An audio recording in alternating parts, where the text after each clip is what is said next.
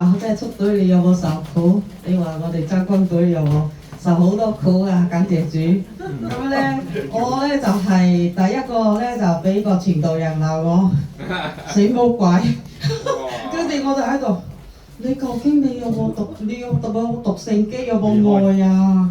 係成日叫人信耶穌嘅咁多個人咧，加數加咗幾多個人？哇！咁人哋決絕咗嘛？好，一個過咗去啦，感謝主。咁咧就係、好近，就係、遇到有啲人咧就係、哇！我哋異端係喺度成日叫人哋唔好攞我哋嗰啲單張，哇！真係頂唔掂啊！啊，敵行啊！呢啲咧都係屬耶穌，啊，敵行，哇！點解咧？我翻去祈禱啊，祈好耐啊！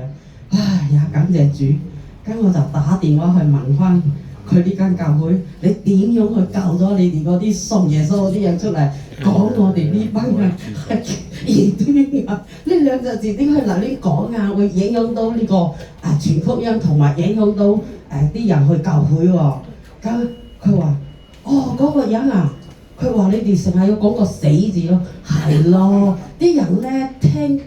前人唔聽，後人唔聽，聽個死字，跟住就走咗去教會講，就話哇我哋係亂講説話，哇嗰支咪唔係我攞嘅，不過咧就我知道我哋嗰個何志明大兄佢攞支咪攞，佢講得好好嚟㗎啊！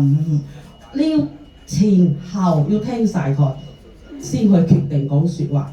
好啦，最近有人話我。成日講潮州人，係啊！我真係潮州人，我信咗耶穌，我係潮州人。因為咧，我以前係食齋，而家咧我潮州人信咗耶穌，未講晒。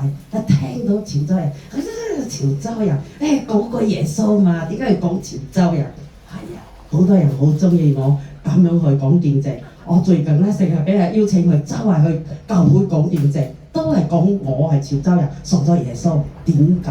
因為我哋經歷太多。我哋都係用見證去講俾世人聽，多謝。好想試3分鐘之內啊！咁其他咧，仲有冇弟兄姊妹？